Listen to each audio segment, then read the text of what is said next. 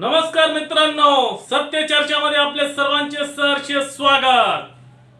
अशी काय झाली भानगड की नवरदेव चक्क एक दिवस अगोदरच नवरीच्या घरी पोहोचला वरात घेऊन।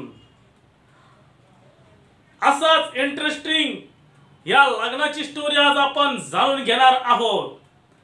तत्पूर्वी तुम्ही आमच्या या सत्य चर्चा चॅनलला सबस्क्राइब केलेले नसेल तर सबस्क्राइब करा। आमच्या या चॅनलवर गुन्हेगारी, एंटरटेनमेंट आणि विविध विषयांवर चर्चा केली जात असते। चला तर मग जाणून घेऊया आज का नवरदेव पोहोचला एक दिवस अगोदरच नवरीच्या घरी वरात घेऊन। ही घटना आहे उत्तर प्रदेशातील हमीरपुर जिल्ह्यातील ही लग्नाची गोष्ट आहे। हमीरपुरच्या सिकरोडी गावातील रहिवासी असलेले रामफळ अनुरागी यांची मुलगी रेखा हिचा विवाह कोतवाली पारापुरम गावातील बेटा राम यांच्याशी ठरला होता आणि त्यांचं लग्न पूर्ण शास्त्रोक्त पद्धतीने आणि सर्व नातेवाईकांच्या संमतीने हा विवाह ठरला।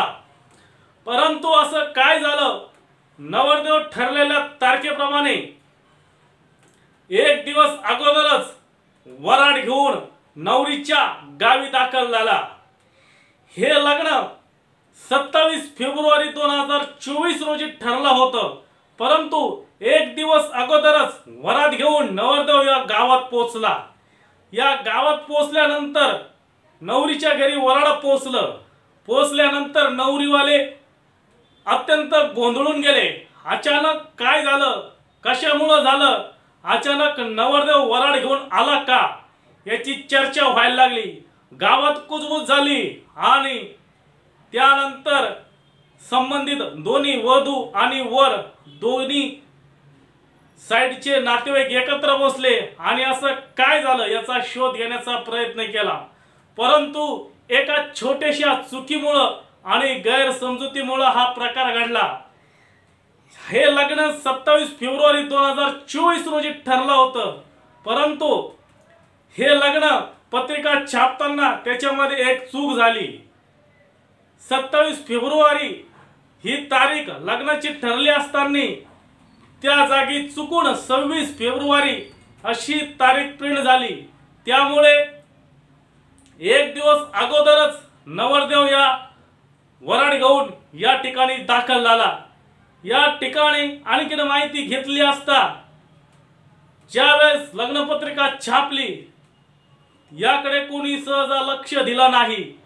त्यांच्या घरात शिक्षण घेतलेले लोक कमी असल्याने मुळातच शिक्षणच कोणी घेतलेले नव्हतं, त्यामुळे अशिक्षित असल्यामुळे हा प्रकार घडला। त्यामुळे जीवनात शिक्षण किती महत्त्वाचं आहे याची किंमत सुद्धा अशा प्रकारामुळे लक्षात येत आहे।